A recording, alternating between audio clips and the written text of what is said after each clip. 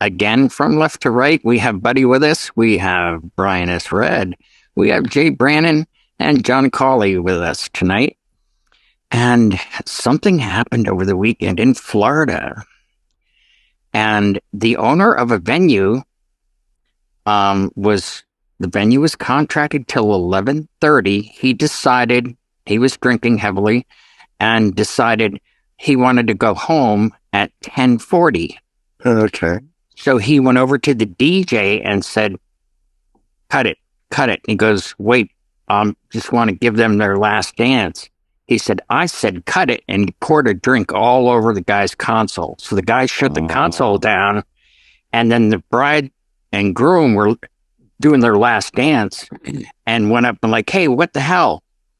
The guy goes in the back and comes out with a gun and puts it to the head of the bride and the groom and one of their relatives as well, and was screaming, everybody, get the F out of here.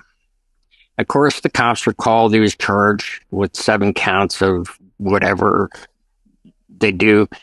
And I'm just thinking, wow. Like, man, what would you do? I mean, in that case, I'd call Brian because he probably knows the guy because this wasn't an Irish joint. I'll tell you that much. Oh my God. Just hearing that story, that's not the way we operate. Brian's got to know the guy that pulled the gun. Yeah, it was gotta know. You know what I'm saying. Him and his partner both got arrested because I guess his partner came out with some sort of threats or weapons, and a few people were I know something. What do I know with him? But Well, obviously you cooperate. I mean, that's at that point. yeah, right. The will can change, Sure. right? The reason why there's a contract is to have times in place. It's agreed on by both people, signed by both parties. One doesn't get to suddenly change the contract unless what we don't know is the crowd being out of control. We don't have the whole story. We just saw how it ended. But sure, you're just like, okay, party's over. We guess we're checking out early. Good night, everybody, and then shut the mic off. It's out of your hands. At that point, the decision. From all the news sources that I looked it up on, none of the guests or the wedding party were arrested. It was all on the guy with the gun. And yeah, you'd think so. Yeah. So first time hearing of it. Yeah, me too. Yeah. First time hearing Still of it. that Brian knows him, but the first time I'm hearing I don't know what do you think. I'll explain after. But no, okay. I'm thinking along what you guys said. Hey, yeah, that's what contracts are for. Hey, wait a minute. We still got 50 minutes. We're just asking for one more dance here, dude. What the hell? But apparently someone that's drunk enough to pour a drink on your gear is not someone you can reason with, I would think. Paper loses to drunk owner with gun every time. I don't care what contract you have in place. I have a contract and I have a gun. There. Okay. Now we're good. It's not a draw at that point. Yeah. This isn't your last event. It's not your swan song event. Don't make it that. Understand that we probably have over 100 years of experience in this room right now, and none of us have gone through this, heard this, or seen this. So this is a very rare occurrence. In my opinion, in my 27 years, I've never heard of a venue owner getting wasted, shutting down a venue, and pulling a gun. And I don't think Brian has, you have, John has, Buddy, Mikey, anybody. I mean, that's the gun part. No, that's the gun part, but the part where, I had people dive into my booth. That was only one time. That was the worst thing that ever happened. They actually dove into the booth, and that was it, man. Everything just started feeding back, and I caught my controller, and that was it. I just hit the master switch, and boom, done. But I'm saying, as far as like on the venue side, as a venue owner, I've never heard of anything like that. They traditionally want the money. They want the time, the money, the whole 9 yards. Yeah, that's... Years, and Well, I think that after this guy is going to be no longer a venue owner because no one's going to want to Go well. We might lose our license over this. I'm not sure, but License, maybe. maybe. Party how done at 10 o'clock. Like, well, I keep the contract with them. Like, no, yeah, you can keep the deposit. We'll see you later. That was Florida. Well, it is Florida, but you know, something like that happening. The best thing, the most important thing is your safety and your safety of, again, I work with my wife, so my wife's safety would be just as important too. So our safety is very important. So, again, retreat back and get away from him as much as possible can. Call the police, let the police deal with it. Because again, this is some belligerent, he's drunk, or he just caused damage already, and then I'd sue the heck out of him. Yeah, that's what I was thinking, because they got pictures. People got pictures with him pointing the gun at their heads and stuff. So, I don't think he's going to be around too long. Yeah, I wouldn't want to be the couple that has the hall rented for next weekend, though. Yeah, right. Kind of an awkward conversation to have. Like, we were kind of thinking about a new venue. I hope you understand. Yeah. It seems like, what if you take all of the sensationalism out of this thing I'm just hearing about right now for the first time, we are very much dependent on the venue to perform our job. So, if a venue owner's insisting on closing early, it's really out of our control. We would love to fulfill the contract with the client, but we're unable to because the facility isn't doing their part to do this. And I have ran into that before. You have? Oh yeah, of course. And this goes back, but yeah, hey, you know what? We want to get out here early. We're going to close it now. Okay. And then I got to, hey, look, I am sorry, but they're shutting me down. And I've said those words many times to people. I'm sorry, but they're shutting me down. There's nothing I can do about it because you have to talk to them. Yeah, I would think that I don't argue under course of action. Like, guys, there's an issue here. You need to speak with the venue because they want to shut down. Not me, but they.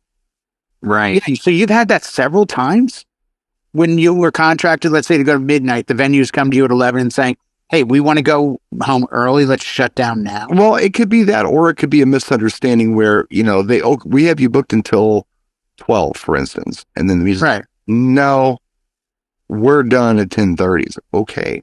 And then I'll go, I've had those. Yeah. Well, I'm just saying, take the sensationalism out of this and just understand the pecking order here. We're not in charge. We are in someone's house, basically, and they have a contract with the client, and we have a contract with the client. So the house has to cooperate for us to fulfill our contract. And if they're not cooperating, it is not our fault. So I've held the midnight contracts that the venue goes, oh, but we're done at 11. I'm like, right. The client know that?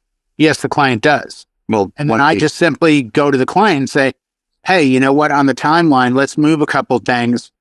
We've got a hard 11 ending. I understand. Oh yeah, we didn't tell you. Or, oh yeah, that's fine. Like, it doesn't seem to be. And what I'm used to have was we have the venue all night. Right. Like, we can go till 2. Right. Well, okay. Do you want to write a contract till 2? Because it's this much money and you can't cut hours. Sure. Or do you want to write a contract to 11? Oh, I do that all the time. By year. Yeah. Yeah. Because I'd much rather have a great ending at 11 than a crappy ending at 12, 1 or 2. Yeah. Let's say we're at the night of. And that's different. Well, I guess all I'm saying is that, yes, we have a contract with the client, but the client has a contract with the venue and we can't perform our services without a place to do them. So right. That is it. Don't argue. And I don't know what happened, but I bet you this DJ argued with this guy. I bet you he did. I bet you he got confrontational. Hey, I can't shut down. I'm playing until this time.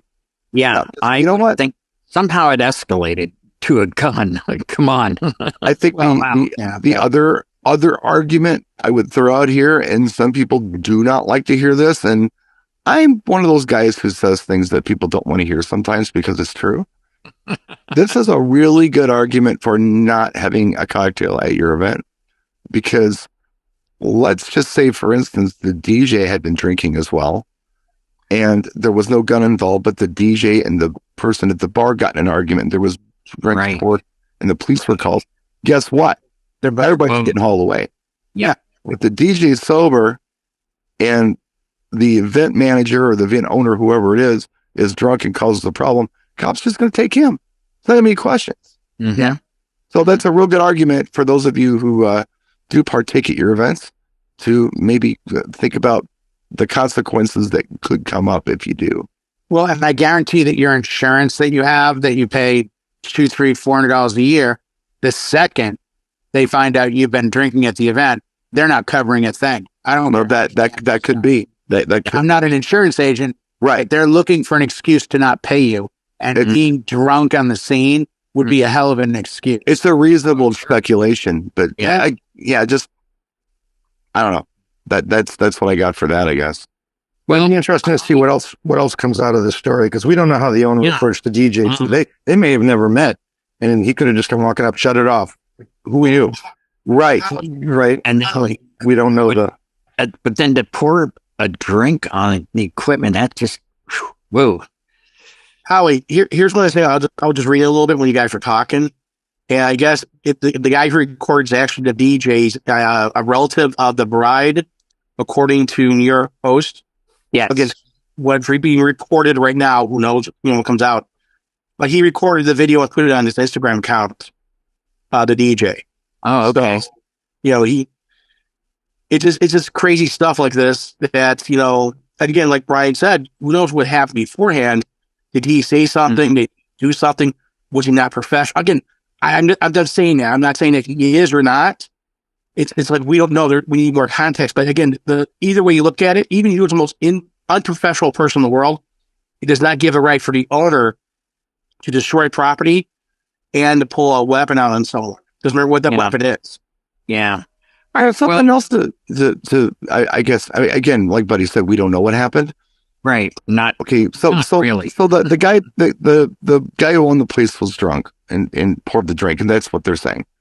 Well, they had the crowd maybe the crowd was being belligerent, and the crowd was dancing on tables and doing. He's like, you know what? I'm shutting this down. This is getting out of hand. And the DJ is like, well, you can't do that. He's like, yes, I can. I'm shutting it down. I'm not going to do it. I tell you what. Now you're going to do it. I don't feel safe. Because I don't feel safe on tables, and they said, "That's it.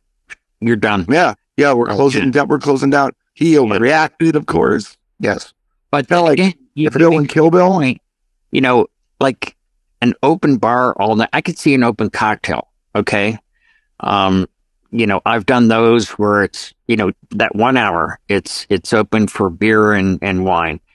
But then it's a cash bar after that. But if it's open bar all night, that's just kind of looking for trouble, in my opinion. Well, Buddy has that a lot. Really? Where he lives, open bar all night is pretty standard. Wow. Where I live, they don't have open bar all night. They might have open bar during cocktail, but for the rest of the evening, they will have free beer, wine, and soda. That's usually how it works here in Wisconsin.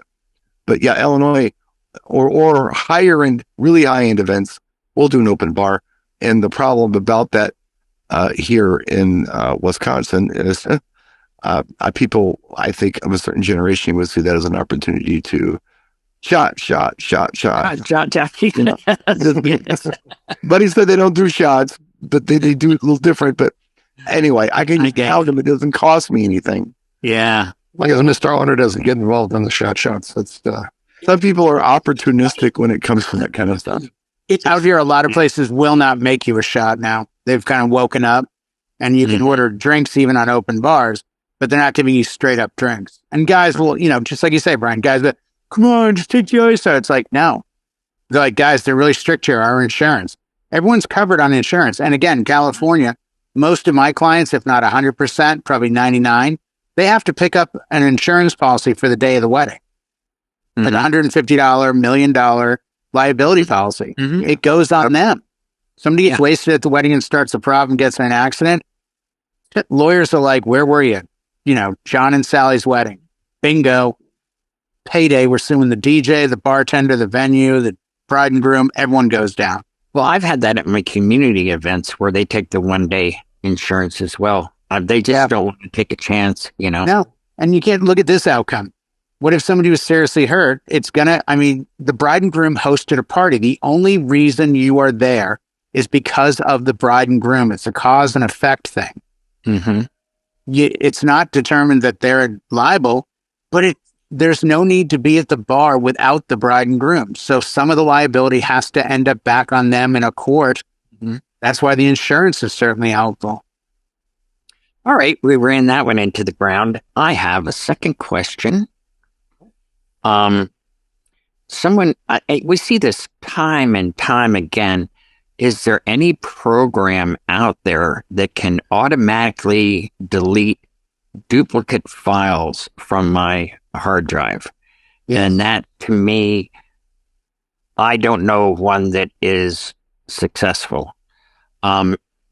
Here's what I did. I did try a program for free, but first I took everything I had and put it all on a 4 terabyte hard drive, separate, disconnected. Then I ran the program. It not only deleted duplicates, but it deleted the quality file duplicates and left the 128s. It got rid of intros, that were handy. It got rid of live versions, that sort of thing. It was a terrible, terrible mess. My own personal way I do it is, hard drive space is cheap. I know I have it. I just do it as I go along. Like if I'm looking at a site, I go, oh my gosh, I got 5-10 copies of this. I'll pick the ones I want to get rid of. And it's just an ongoing thing, but there is no perfect program out there that will get rid of duplicates. And what's the conversation want us to have about this? And well, am I wrong, or do you? You're right. No, there's one good program out there. I just got it. It's called Lexicon. And what it does is it goes through and looks for duplicates. It automatically, by preference, will tell you have 4 copies of this. 3 of them are 128 and 1 is 320. So you can get rid of the 3 128s. And it's not asking you, it's more telling you, like, here you go. But the thing I do like about it is that it starts with your software. So if you're using Serato, it would go to your computer and run your library in Serato and do it all there. So that only till you get to the very end of it is where you could lose a song. Otherwise, it doesn't physically delete. It just starts putting everything into another folder. And then at the end of it, you say, here's the folder of duplicates, of broken files, of whatever. Do you want to get rid of this? And then you can actually safely delete it. So there's a checkbox next to the 128s, and you just check the 320 and we're good. Yep. What I like about it is it will take a Serato folder and make it into a record box folder, a virtual folder, whatever.